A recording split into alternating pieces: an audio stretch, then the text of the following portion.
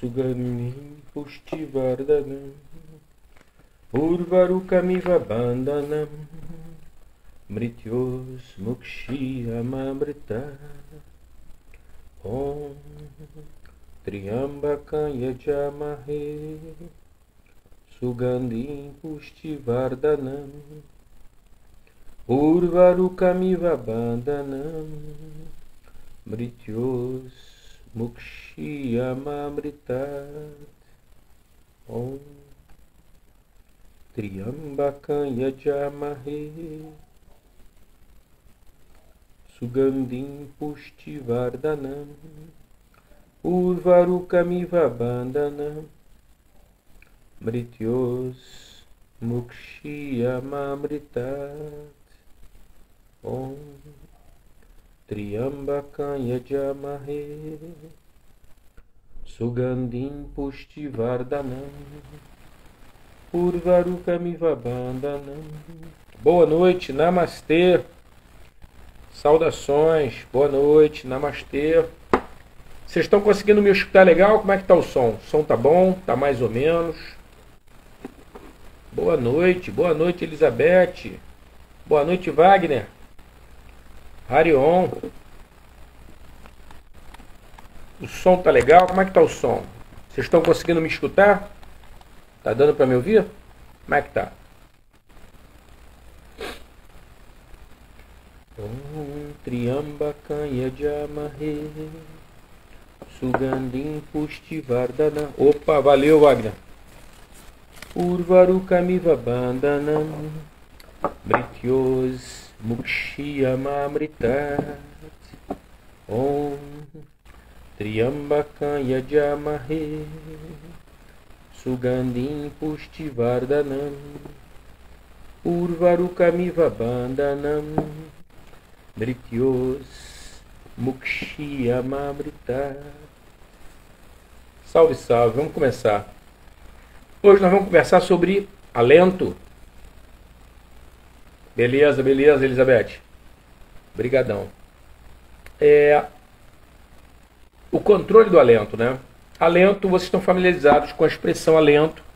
Ela é relacionada à respiração, né? Então você pode estar sem alento ou com alento, né? Então você pode estar com pulmão cheio, pulmão vazio. Então o que acontece?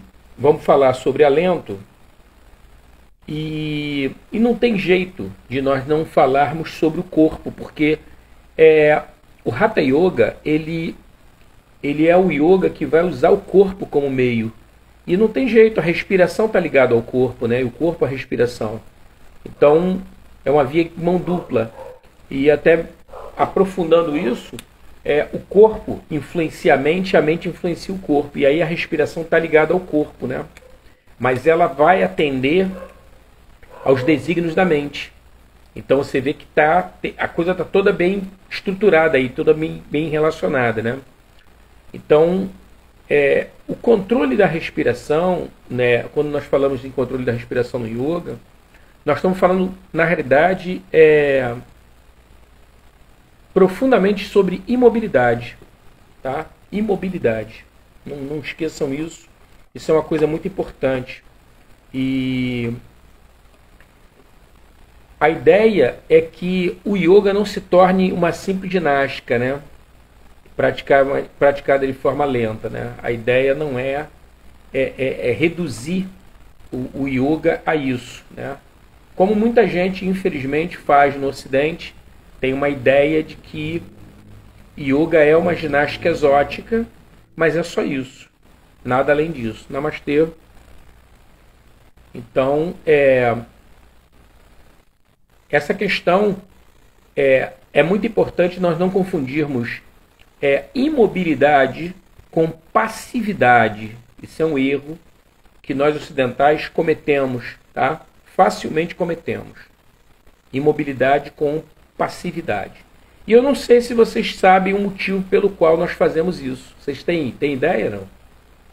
Queria perguntar isso a vocês, se vocês têm ideia do porquê que nós ocidentais confundimos tanto imobilidade com passividade.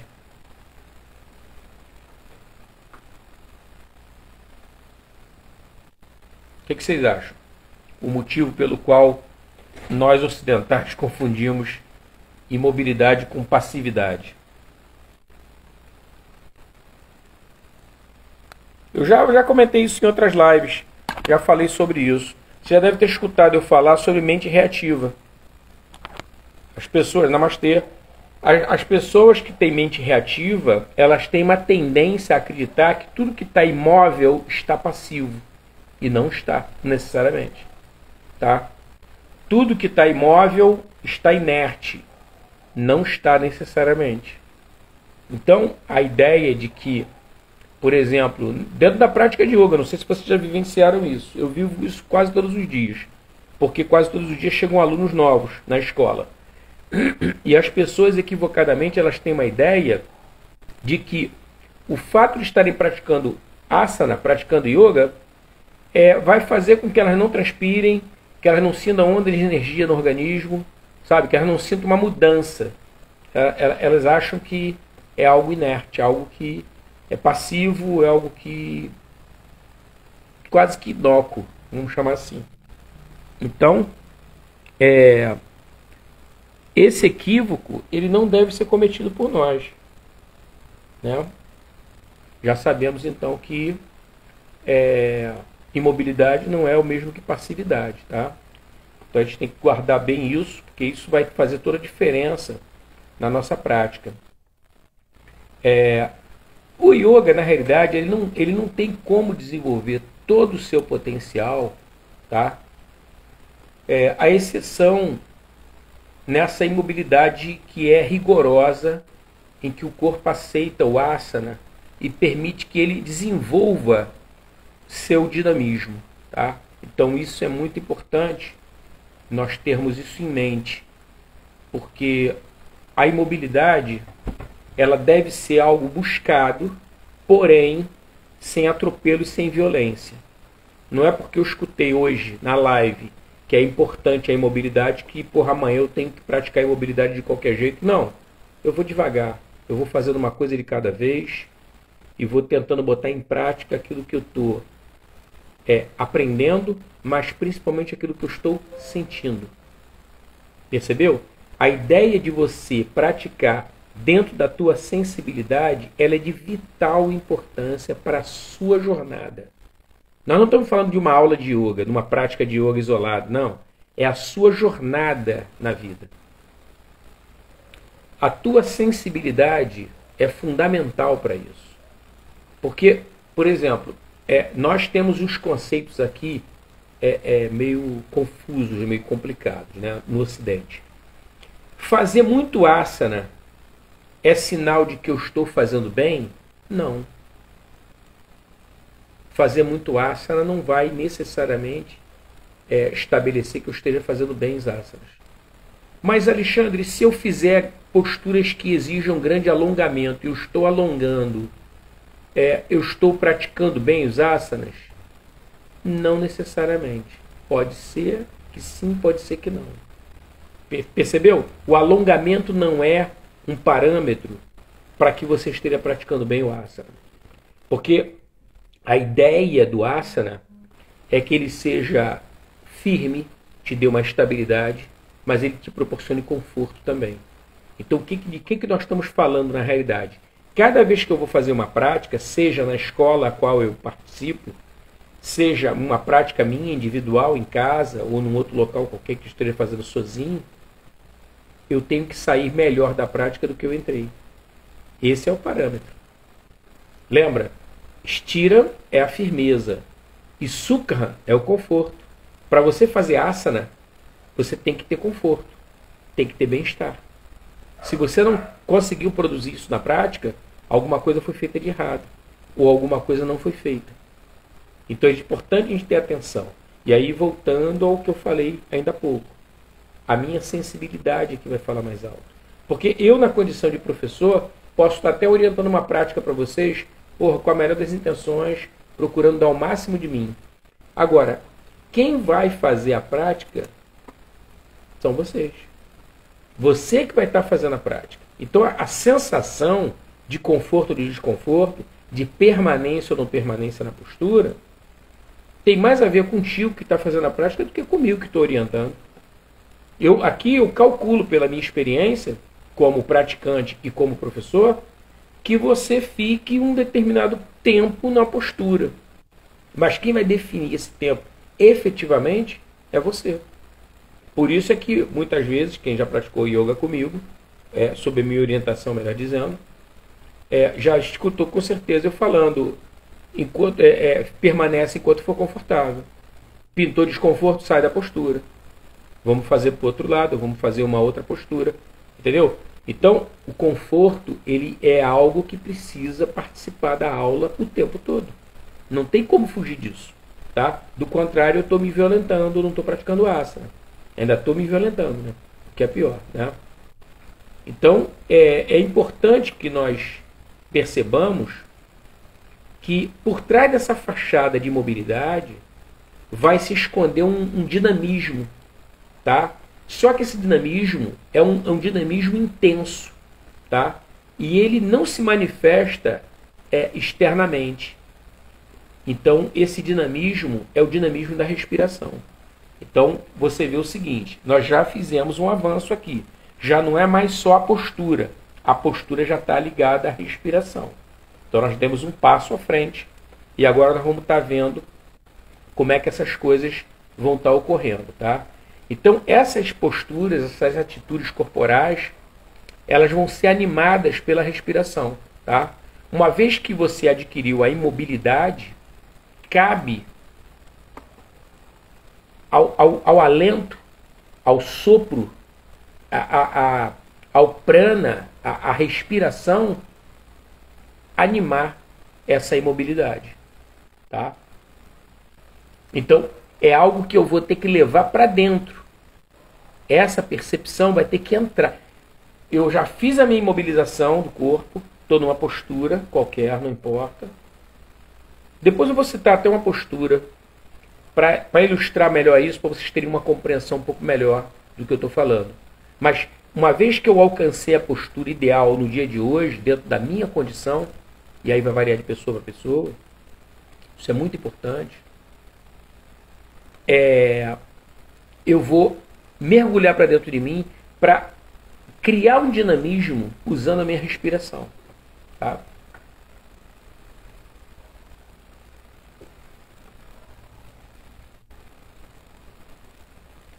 E essa minha prática, ela vai estar intimamente relacionada com essa imobilidade.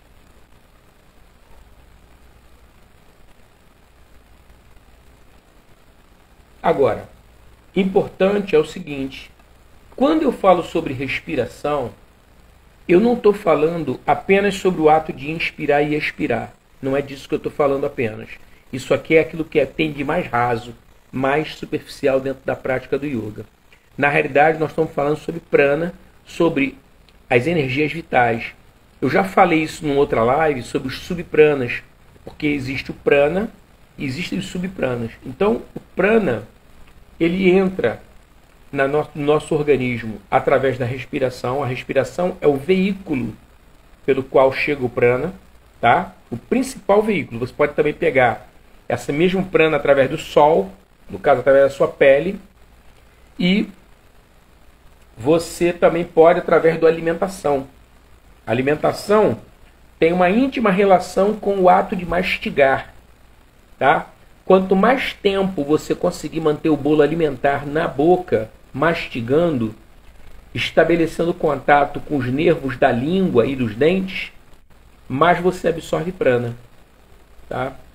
Por isso é que comer devagar, além de dar saciedade, faz com que você consiga extrair mais prana do alimento que você está comendo. Tá? Por isso a mastigação é tão importante. A própria macrobiótica, ela fala em 32 mastigações para cada bolo alimentar. Por isso comer devagar é muito importante. Porque você está extraindo prana, energia. E aí dá a sensação de saciedade. Você come às vezes uma fruta, mas como você comeu devagar, a sensação é que você está satisfeito. Você pode, de repente, passar uma hora agora até comer novamente, até sentir fome novamente. Por quê? Porque você está extraindo o quê? Não é a fruta em si, a polpa da fruta, os nutrientes que tem na polpa da fruta, mas é o prana que está naquela fruta. É isso que você está buscando, que você está extraindo. Então você vê que, agora, avançando um pouquinho mais, depois vamos recuar para a gente poder ver outras questões. Quando você avança um pouco mais e você pensa na questão do pranayama, a palavra pranayama significa, a yama é controle e prana é energia vital. Quando você passa a ter um controle, namastê, um controle maior sobre a sua energia vital, você vai estar fazendo captação através de ritmos respiratórios, tá? Que pode ser digital ou não, pode ser só consciente. Você vai fazer a absorção deste mesmo prana através do sol, e você também vai dar, boa noite, você vai também fazer uma absorção desse prana através do alimento. Então, na realidade, quando você fala que pratica pranayama, não é sentar simplesmente numa manta e fazer um trabalho respiratório, não. Você vai estar praticando pranayama o dia inteiro, de múltiplas formas, com a alimentação, a projeção da sua mente, porque você gasta energia mental, e aí, se você sabe, você desenvolve uma habilidade de projetar adequadamente, você quase não gasta energia mental, gasta só o necessário. Além disso, você tem a respiração, o sol e a alimentação. Então, você vê que é todo um trabalho de pranayama, captação de energia, distribuição de energia, armazenamento de energia ao longo do dia. Estamos falando de um dia só. Tá? Então, comer devagar, tomar um banho de sol, fazer pranayama, fazer o controle respiratório, o ritmo respiratório, tudo isso, projetar a mente adequadamente, tudo isso é pranayama. Tá? Que de um modo simplório, as pessoas falam, pranayama é um ritmo respiratório. Isso é muito válido dentro da prática de Hatha Yoga. Quando você está com uma visão mais ampla do yoga, você percebe que o pranayama ele vai ser captado muito além do que simplesmente na prática. Quando dormimos, conseguimos acumular o prana também?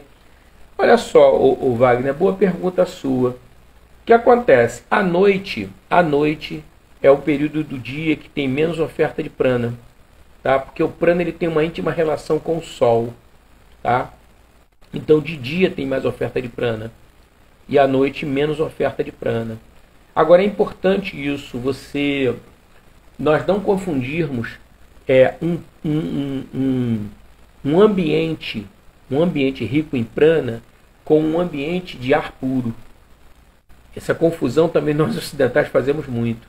Por exemplo, o prana ele tem uma íntima relação com o sol, eu falei isso para vocês, isso é verdadeiro. Uma outra relação que o prana tem é com evaporação de água, grande massa de água sendo evaporada. Então, vê bem, à beira do mar, e, por exemplo, nós aqui somos abençoados, o Rio de Janeiro é tudo cercado de mar. Então, à beira do mar, tem uma quantidade de evaporação de água fora do normal.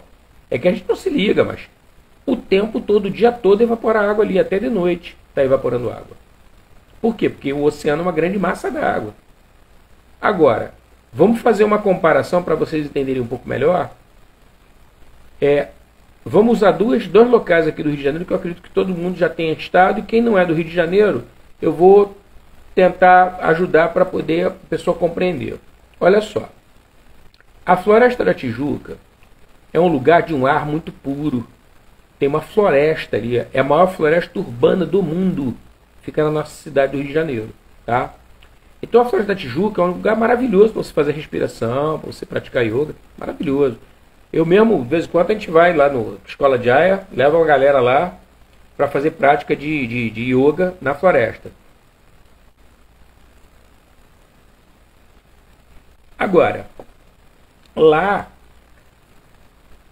tem as árvores e lá tem cachoeira. Legal, né? Lembra que eu falei? Grande massa d'água evaporando, mais prana ofertado. Agora vamos para um outro local, ali mesmo,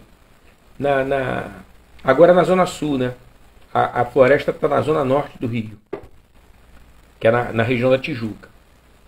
Na Zona Sul do Rio, nós temos a Lagoa Rodrigo de Freitas, que é uma grande lagoa, é enorme, Eu não sei se vocês sabem, tem mais ou menos uns 8 a 10 quilômetros de área em torno da lagoa. Né? Se você quiser dar uma volta na lagoa, você vai ter que andar ou correr uns 8 ou 10 quilômetros para poder dar a volta toda na lagoa. Então é uma grande massa d'água, né? Ela recebe a alimentação do oceano, mas ela é uma lagoa. Né? Ela não tem esse fluxo de tanta água vinda do mar.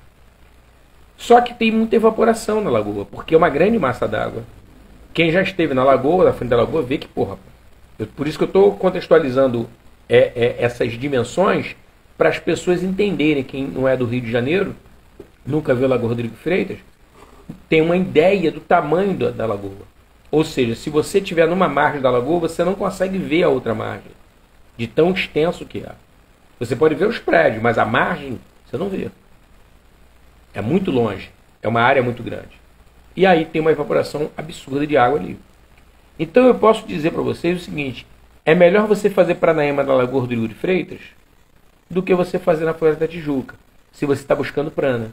Se você está buscando ar puro, melhor a Floresta da Tijuca. Mas prana, energia, Lagoa Rodrigo de Freitas. Por quê? Por causa da evaporação da água.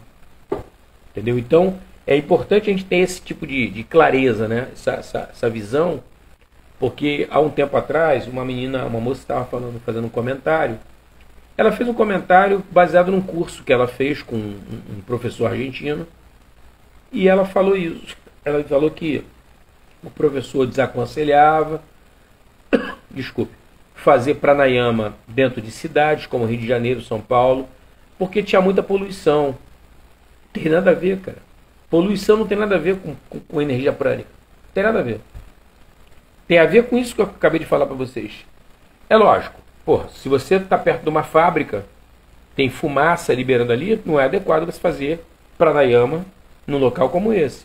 Mas não quer dizer que tenha menos prana aqui porque tem poluição. Deu para entender isso, não?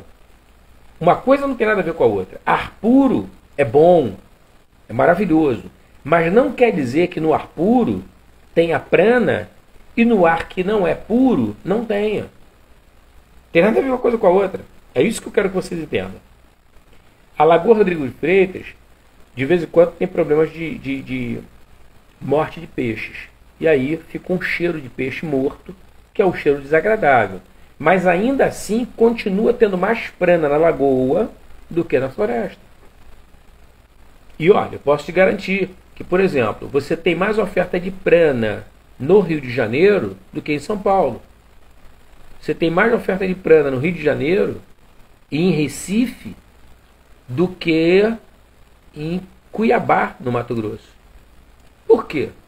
Por causa do mar. Não falei para vocês no início? O mar é uma grande massa de água que evapora. A evaporação de água está ligada à prana. Onde tem evaporação de água em maior quantidade, tem mais prana. E isso é um dos elementos que pode explicar o bom humor do carioca. Porque a nossa atmosfera no Rio de Janeiro, ela é eletricamente carregada. Inclusive, isso é outro dado importante, tá? Ainda relacionado ao prana. O estado da federação, no Brasil, que mais cai raios, descarga elétrica, é no Rio de Janeiro. Então, a nossa atmosfera, ela é eletricamente carregada. Tá? Então, por isso que é um local bom de se fazer pranayama, Rio de Janeiro. Entendeu? Dá bastante energia. E aí vocês começam a compreender também por que alguns lugares, pela falta do sol, o comer apressadamente e por não ter uma oferta, namastê, por não ter uma oferta de evaporação de água significativa, por que tem tantas pessoas com tendências ao suicídio? Porque isso é o quê? Uma baixa de energia, uma baixa de prana. Entendeu? Então, se você está num local em que tem pouca oferta de sol, você tem que procurar se segurar na alimentação e na respiração. Está sempre fazendo para você manter sua energia alta. Entendeu? Você às vezes tem uma oferta de sol boa, mas você não tem muita evaporação de água. Por exemplo, no meio do deserto. Se você estiver no deserto do Kalahari, você não vai ter evaporação de água praticamente. Então ali tem pouco prana. mas tem sol. Então tu tem que se agarrar com o sol e com a comida, para você ficar bem energeticamente. Deu para entender a mecânica da coisa toda? Esse movimento é o movimento do pranayama. A gente tem que estar atento a ele para poder estar desfrutando o máximo possível dessa oferta de energia, né? Então, essa ideia de que é restrito à respiração é uma coisa que eu já estou mostrando para vocês que não é bem assim, né? Então, essas energias vitais, elas vão estar relacionadas à respiração, porque o que mais nós fazemos no dia é respirar. Quantas refeições vocês fazem por dia? 3, 2, 4? Quantas vezes vocês respiram por dia? 13.000 vezes? 15.000 vezes? Olha só a diferença. É brutal. Não está nem para comparar. Entendeu? Quanto tempo você toma banho de sol? 30 minutos? 40 minutos? 1 hora por dia? Então a respiração, se você se dedica a ampliar a tua respiração, a captação dessas energias é muito, muito grande, cara. Geralmente uma pessoa normalmente, ela faz uma respiração de torno de uns 13 caixas d'água por dia de oxigênio, de ar respirado. E esse ar não é o prana, mas ele é o carreador do prana. Por isso que a respiração é tão badalada dentro do yoga, né? Então essas atitudes corporais, né, que nós chamamos de asanas, é muito importante que nós tenhamos em mente o seguinte: a respiração ela vai sobrepor o asana, tá? E isso independente da postura que você está buscando, a postura que você está se dedicando. Toda a nossa organização, toda a nossa estruturação de asana, namastê, ela vai estar envolvida pela respiração, tá? Então, uma prática de asana, uma série ininterrupta de respirações controladas, ela vai estar funcionando como um pano de fundo das posturas e não o contrário. Só para vocês poderem entender mais adequadamente, tenta imaginar uma curiosidade: quando estamos no banho temos uma melhor possibilidade de termos melhores ideias, pois o ar está carregado de vapor de água que oxigena o cérebro e pode ser uma forma de liberação de prana de alguma maneira. Com certeza, padre, com certeza, com certeza. A água é fantástica, né? A água ela tem uma ligação muito forte. Basta ver que 70% do nosso organismo é água. Então, se você tem uma ligação, uma relação boa com água, você está tendo uma relação boa, na realidade, com você mesmo, né? Porque nós fazemos parte da natureza. Isso é muito importante, a gente não pode esquecer disso, né? Perfeito.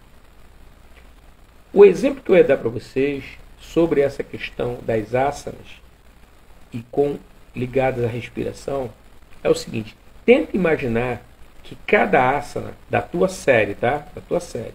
Vamos supor, tu vai fazer uma série lá de, 20 asanas, 15 asanas, 10 asanas, não importa. Cada asana desse é uma pérola. Cada um é uma pérola, tá? Mas para você formar um colar de pérolas, você tem que juntar vários asanas, várias pérolas. Agora, você vai precisar também para o colar de um fio que una todas as pérolas para poder dar esse formato de colar.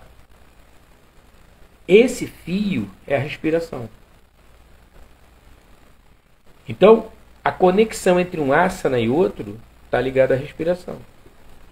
Tá? Inclusive, quem já praticou uma técnica de Hatha Yoga chamada Ashtanga Vinyasa vai compreender bem porque os asanas foram elaborados dessa série tendo a respiração, que é o chamado de Ujjayi, um pranayama, como elemento de conexão entre um asana e outro. Entre um asana e outro é usado o Ujjayi. Então você faz na prática do Ashtanga, você faz pranayama o tempo todo. Desde o momento que você começa a fazer a prática até o final, você está fazendo o Ujjayi, tá? Que é um pranayama poderoso. A respiração chama-se é respiração vitoriosa, tá?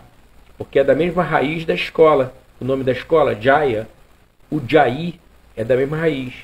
E a palavra Jaya, que é ligada à escola, é vitória ou conquista sobre si mesmo.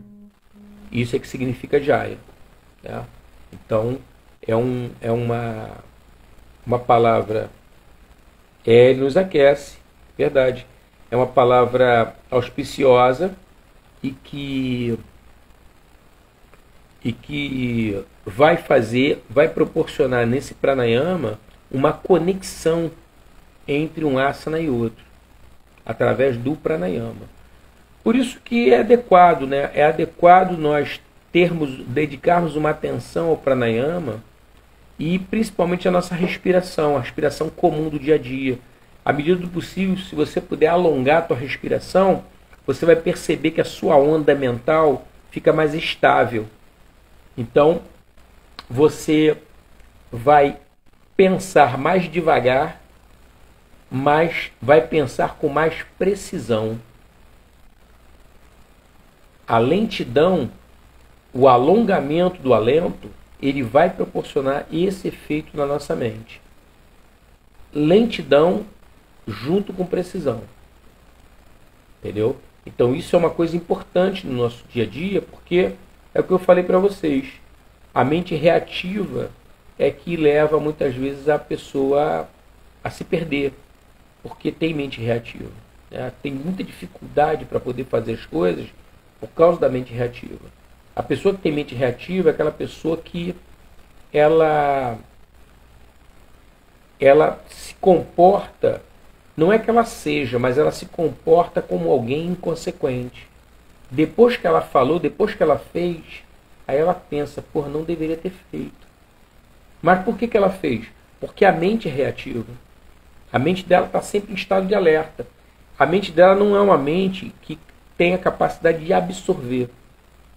Por exemplo, se você não tem a mente reativa, uma pessoa fala algo para você, você vai pensar. E se essa pessoa que fez a pergunta a você, ou falou algo para você, tem uma mente reativa, ela vai querer que você dê algum tipo de resposta nos próximos 10, 20, 30 segundos. Na realidade você está pensando no que ela falou, no que ela perguntou. Você está pensando. Que é normal. Mas ela quer uma resposta agora. Não vai responder? E aí? O que você achou? Entendeu? Isso é muito comum da pessoa que tem mente reativa. E a pessoa não sabe, não tem consciência. Né? Ou a pessoa às vezes até tem consciência, mas não consegue frear isso. Não consegue parar. Né? E aí as técnicas ajudam bastante. Né? A asana, pranayama ajudam bastante a você reduzir esse ritmo, parar de ser reativo, né? E viver mais, né? Mais intensamente o que você tem que viver. Entendeu? Nem que seja, de repente, escutar uma notícia ruim, escutar algo que não é muito agradável. Enfim. Mas você, é a sua vida. É a sua vida. Tá? Então isso é muito, muito importante. Tá? Olha só, existem muitas maneiras de nós controlarmos a respiração durante a prática dos asanas, né? Cada método vai ter vantagens e desvantagens. Então, agora, uma coisa que é essencial é que haja controle da respiração durante a nossa prática. Tá? É muito importante você não deixar a sua respiração solta, largada. Tá? E acontece às vezes isso. Como nós temos aí uma influência muito grande da educação física, e não existe de um modo geral, tá? Não estou colocando todo mundo, não. Porque eu não conheço tudo sobre educação física, conheço alguma coisa. Então, como não existe muitas vezes uma preocupação nessa questão do ritmo respiratório, de você controlar sua respiração, as pessoas meio que largam a respiração, deixam ela totalmente solta, totalmente à vontade. E essa respiração vai ser de vital importância para você poder gerenciar a sua imobilidade. Lembra? A imobilidade do asana. Então isso é uma coisa muito importante. Primeiro, tomarmos consciência de que a respiração existe. E, no segundo momento, nós tentarmos aí regularmos esse ritmo. Né? Isso até antes de tomar uma consciência das energias que eu falei anteriormente, que são aqueles subpranas, né? As energias do prana, que atuam em determinadas áreas do corpo. Eu já falei isso numa live, mas prana vai atuar aqui na área de coração e pulmão, samana na área de estômago, apana na área de intestino, viana circula o corpo todo e udana atua na área da cabeça. Esse udana é que dá o bocejo e esse udana também fecha as nossas pálpebras à noite. Tá vendo? Como tem uma melhor oferta de prana, automaticamente eu começo a ter sono. Ou seja, como tem menos energia à noite, eu vou baixar a minha frequência, vou me deitar, vou me recolher para gastar o mínimo de energia. Agora, melhor que isso seria fazer meditação em vez de dormir. É uma experiência interessante. Fazer meditação em vez de dormir. Vocês vão comprovar na prática que você gasta menos energia meditando do que dormindo. Isso já foi comprovado cientificamente, tá? Mas vocês vão verificar isso com vocês, se vocês começarem a fazer esse tipo de prática. Pô, mas Alexandre, todo dia? Não sei. Vai depender muito de você. Como você vai lidar com isso? Como é que você vai se sentir? Então é importante você voltar para você e se perceber. Meditação todo dia, em vez de sono, ou não? É uma conversa interessante. Mas a meditação tem essa propriedade. À medida que você começa a aguçar a sua mente na meditação, criar uma estabilidade, você começa a sentir cada vez menos necessidade de sono. Você dorme menos. Mas não é dormir menos e ter sintomas de insônia. Você vai ficar sem sintomas de insônia. Então você vai sair da meditação ou meditou e dormiu, você vai acordar cada vez mais bem disposto, tá? Para poder fazer suas atividades.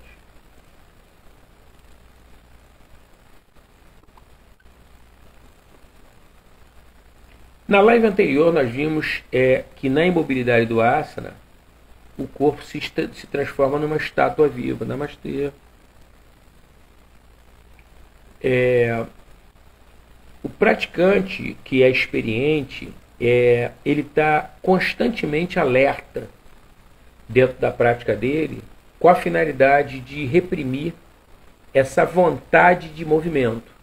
Qualquer tipo de movimento ele procura reprimir, tá? E ele relaxa ao máximo, o máximo possível os músculos, entendeu? Então, a ideia é deixar o asana agir por si só. Não é você fazer o asana, é deixar que o asana se faça. Essa é a ideia, tá? Então, essa ação na inação, ela é extremamente importante, extremamente hábil, né?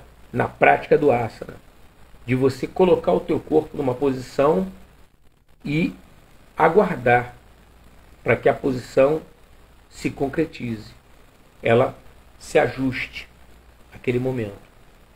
Isso é uma prática auspiciosa de asana, tá? Então, você não tem aquela coisa de forçar, eu quero ir um pouco além. Não, eu já estou na posição. O que vier é lucro. Eu simplesmente fico aqui. Aprendo a desfrutar esse momento, tá? Então, deixar o asana se fazer é uma estratégia mental no sentido de você estar fazendo uma prática cada vez com mais profundidade e até de qualidade. Namastê, Jéssica. Arion. Agora, uma coisa que nós vamos encontrar dentro dessa prática de asana é uma certa resistência, né? E esses movimentos respiratórios, eles não podem ser suprimidos, tá? E sem criar uma limitação. Então, a duração da imobilidade vai fazer essa diferença, tá? De você ficar imóvel, respirando e buscando espaço dentro de você mesmo. Isso aí já é um mergulho mais interno. Então você vai observar que certas contrações que nós temos a nível abdominal, né? Então a presença do movimento respiratório, ela é mais sentida, fica mais evidente essa presença. Então, por exemplo, vamos tomar como base uma postura chamada de Paschimottanasana, que é a postura da pinça. Tá?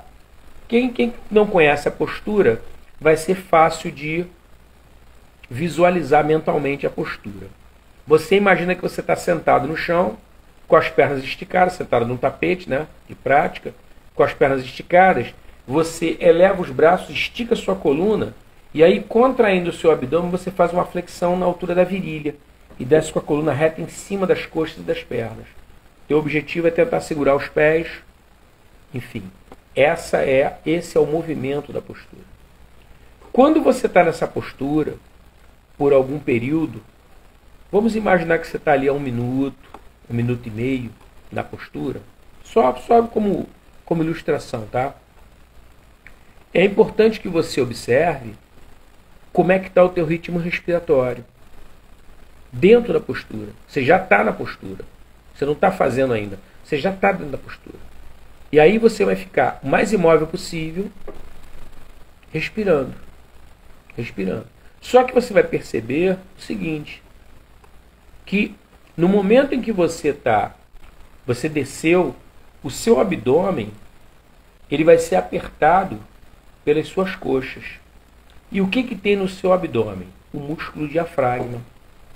Esse músculo ele é muito importante para a nossa respiração. Então, o que nós vamos ter que fazer nesse momento da prática do asana?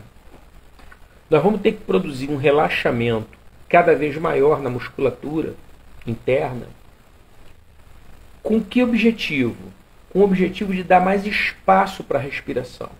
Nesse tipo de asana, que é uma anteroflexão, a tendência é nós respirarmos pela lateral do nosso tórax e pelas costas. Ali nós vamos estar encontrando espaço. Em Paschimottanasana, tá? Por quê? Vocês vão perceber, e aí é legal, amanhã, por exemplo, botar logo em prática isso, observa que cada postura que você faz, uma torção, uma postura de inversão, uma flexão para frente, uma flexão para trás, uma flexão para o lado, não importa. Cada asana tem uma forma específica de você respirar. Tem uma atenção específica para você dar. Observa isso. Aí você vai falar assim, pô, mas Alexandre, mas por que isso acontece?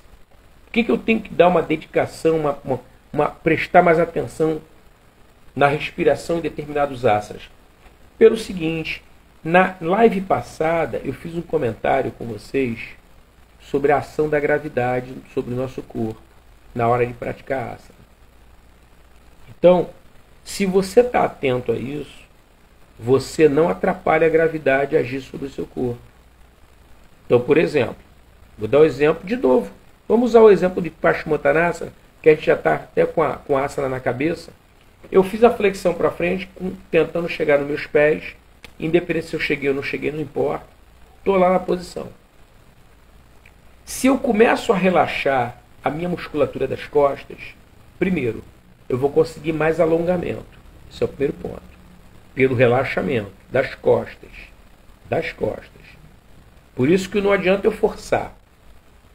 Se eu forçar e não relaxar a musculatura, essa musculatura que está tensa ainda, que não está suficientemente relaxada, ela vai me segurar, vai me impedir de descer, que é o que eu estou querendo fazer. Agora, junto com isso, essa história do relaxamento vai fazer o quê? Vai fazer com que a gravidade me ajude a deitar mais em cima das minhas costas e pernas. A gravidade vai fazer isso, desde que eu relaxe. Porque muitas vezes, sem perceber, eu estou fazendo uma resistência contra a própria gravidade. E aí eu não deixo que a gravidade me ajude. Por isso que é tão importante nós prestarmos atenção na hora da prática do asana, quais são os pontos de tensão, tanto externo quanto interno. Interno que eu digo é órgão interno, porque eu vou sentir pressão. Vou sentir pressão no abdômen. Preciso me desesperar? Não. Eu fico na postura, confortavelmente, obviamente, né? E relaxo. Quando eu faço esse trabalho do relaxamento, da minha musculatura abdominal, eu começo a conseguir espaço para os meus pulmões funcionarem e funcionarem de modo cada vez mais profundo, apesar da compressão que foi gerada inicialmente quando eu entrei no asana. Então, eu posso gerenciar esse momento de imobilidade. De que maneira? Conscientemente eu vou relaxando e vou expandindo a minha respiração. Se eu estou respirando bem, sem tensão, sem sufoco, sem sofrimento, mas de um modo consciente, para ganhar espaço, eu posso ficar mais tempo na postura. Vai me dar essa condição, pelo menos a nível respiratório. Porque tem pessoas que elas entram na postura e saem rapidamente por vários fatores. Pode ser um desconforto muscular, é uma situação. Pode ser um desconforto respiratório. Dependendo da postura, a pessoa entra na postura, em pouco tempo ela começa a se sentir um tanto afrontada, com dificuldade para fazer uma respiração longa. Como ela ainda tem pouca experiência, ela não consegue se manter calma e aguardar passar aquele momento inicial, ela tem uma tendência, por uma questão até de autopreservação, de se afastar da postura, querer sair. Entendeu? Mas é um processo. À medida que você vai conseguindo ficar confortavelmente, principalmente a parte mental voltada para dentro de você, relaxando a musculatura, vai permitir que você permaneça mais tempo na postura e desfrute mais desse benefício. Porque olha só, por enquanto nós estamos falando de quê? De respiração. Mas ainda há pouco eu estava falando para vocês sobre o quê? Sobre corrente de prana. É energia. Então, da mesma maneira que grandes massas de água que se evaporam produzem prana, eu também, quando eu faço a captação da respiração, do prana através da respiração, e eu permaneço mais tempo na postura, sem sofrimento, mais eu consigo fazer com que essas linhas de prana internas se movimentem, me trazendo benefício, me trazendo vitalidade. Então, a minha prática de asana, ela não pode ser uma prática, ou pelo menos não deve ser uma prática instantânea, rápida, não. Mesmo que, mas Alexandre, você só vai fazer, eu vou fazer só 5 asanas. Qual é o problema? Não é a quantidade de asanas que vai fazer a diferença, mas a qualidade desse asana. Então, quando você começa a trabalhar, voltando para dentro de si, se interiorizando, o que você está fazendo na realidade? Você está buscando o quê? Energia. E é justo isso. É diferente de muitas vezes como é que é feita a questão da ginástica. Você mal entrou, já saiu. Fez uma prática, saiu fora. Entrou, saiu. Não. Tenta ficar. Aproveita um pouco mais. Dá tempo ao tempo para as correntes de prana circularem em teu organismo todo. Isso eu estou falando para um asana. Um asana. Mas tem outros dentro da série. Então a ideia não é você ter muitos asanas. Olha só. Quem é professor de yoga sabe da importância disso. Porque você tem condição de ajudar muito mais pessoas. É importante que o professor de yoga conheça muitos asanas.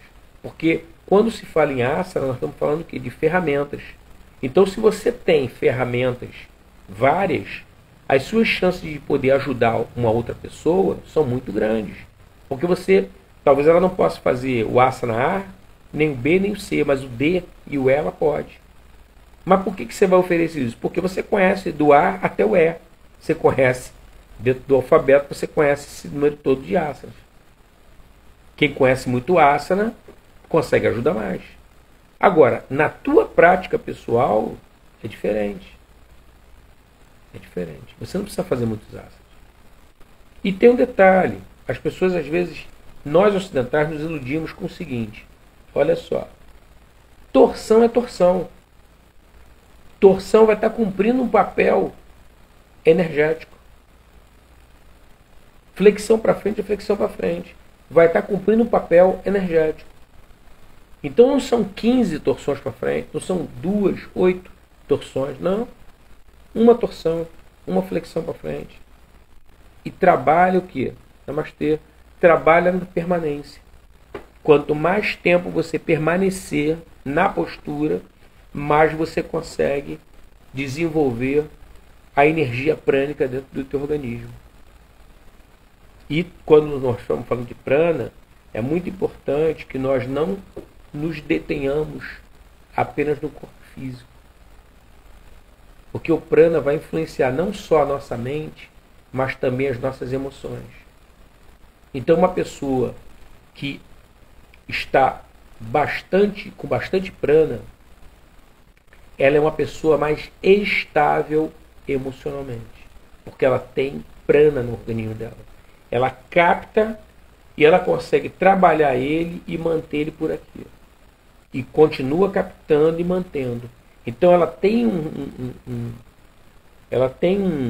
um aporte de prana significativo, o que torna ela uma pessoa estável. Por isso é que quando nós fazemos práticas de respiratórias, pranayama propriamente, com retenção ou sem retenção, vai variar em função do propósito do trabalho, nós somos praticamente incapazes de discutirmos com alguém. Sabe aquela discussão acalorada? De porra! Praticamente.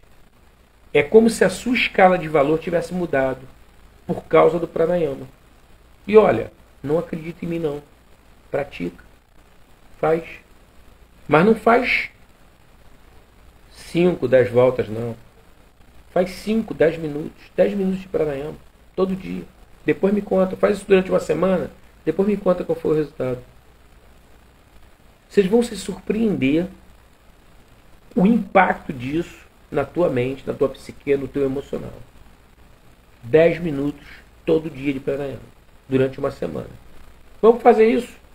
Vamos lançar um desafio aqui. Desafio de uma semana. Fazendo pranayama todo dia durante 10 minutos. Aí, porra, isso é legal. Vocês concordam? Bota aí na tela quem está dentro do desafio, quem vai participar do desafio aí. E o pranayama que nós vamos fazer é um pranayama bem simples, chamado Nadi Shodhana. A palavra Nadi são dutos de energia e Shodhana é limpeza. Nós vamos fazer a limpeza desses dutos de energia. O que tem de impuro? Ó, Wagner já está dentro. O que tem de impuro dentro desses nadis? Basicamente emoções. Tristeza, raiva, medo. Emoções. É o que suja o nadi, é emoção. Tá? Pensamentos negativos, pensamentos destrutivos. Isso suja o nadi. Então, na hora que você vai estar fazendo a prática do teu pranayama, você vai estar fazendo uma limpeza energética em você. É um autocuidado. Todo dia, 10 minutos. Gente, a gente não toma banho. A gente vai fazer um banho interno. Um banho, uma limpeza emocional. Então, ó, bem simples, tá? Ó, vou mostrar para vocês a tarefa qual é. Para quarta-feira a gente está conversando sobre isso de novo. Porque o assunto é longo, tá? Ó, dobrei um dedo, indicador da mão direita. Sempre com a mão direita. O dedo médio também está preso aqui nessa carne aqui, tá vendo? Que chamam de monte da lua. Aí aqui, ó, olha o que eu faço. Boto o meu dedo mínimo na frente do anelar. Eu já criei aqui uma pinça respiratória. Essa pinça respiratória, o dedo anelar vai fechar minha narina esquerda. E o dedo polegar, a minha narina direita. Agora, o bloqueio não é feito aqui, ó, na asa do nariz, não. É feito, ó, no final do osso nasal. Ó. Meu osso nasal termina aqui, ó. Aqui que eu vou bloquear. Então o que eu vou fazer? Bem simples o trabalho, muito simples. Ó, Eu vou fechar minha narina esquerda e vou encher de modo suave e silencioso pela direita. Ó. Inaudível, é importante que eu não ouça a minha respiração, tá? Eu vou encher abdômen, costelas e peito, só respiração longa. Tá tudo cheio. Eu fecho ó, a direita, o polegar, e deixo sair o ar pela esquerda. Também ó, suave e silencioso. Tá tudo vazio. Eu aproveito a narina esquerda aberta, encho, fecho e esvazio pela direita. O que eu fiz na prática? Eu comecei na narina direita, fui até a esquerda, voltei da esquerda e terminei na direita. Então, ó, enchi, esvaziei, enchi, esvaziei. Completei uma volta. Qual é a parada do desafio? Vou pegar o meu celular, vou marcar 10 minutos no cronômetro lá com um lembretezinho, um despertador, e vou acionar e vou começar a fazer esse pranayama por 10 minutos. Agora, para vocês não esquecerem, o que vocês vão fazer? Pega namastê, pega um papel e anota o que vocês vão estar sentindo. Para vocês guardarem. É um trabalho de autoconhecimento, de você se conhecer. Como é que você ficou depois de ter feito pranayama? Ficou bem? Melhorou? Saiu melhor? Saiu mais calmo? Anota isso. As suas impressões. O que você percebeu? Agora, na hora que você está fazendo pranayama, você tem que controlar essa vazão para que ela não seja ouvida. A vazão que não é ouvida faz com que você movimente de modo suave e silencioso, que é o ideal para você fazer essa captação de prana. Tá? Perguntas, dúvidas? Nós estamos já com mais de 1 hora de live. É 1 hora cravado, cara. 1 hora cravado. Deu para compreender? Ficou com alguma dúvida sobre o pranayama? Se tiver dúvida, bota aí que eu ajudo, que eu esclareço. E aí, pô, dá para fazer o desafio legal. Entendeu? Uma semaninha. Quarta que vem, todo mundo fazendo pranayama. Pode começar hoje, Wagner. Isso aí, começa hoje. 7 dias. De quarta a quarta. Pranayama.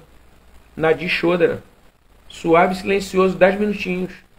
E anota as suas impressões para a gente conversar quarta-feira que vem e tá avaliando essa mudança, né?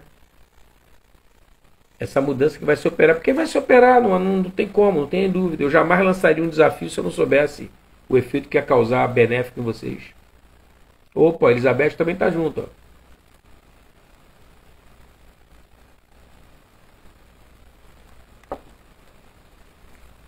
Gente, como vocês não têm mais perguntas, vamos conversar mais sobre esse assunto semana que vem, quarta-feira, tá? Eu vou deixar a live salva. Se vocês puderem, assistam novamente. Tiverem dúvida, manda pelo direct. Alexandre, eu não entendi aquela parte da live que você falou isso, isso e isso. Eu esclareço com o maior prazer. Tá legal?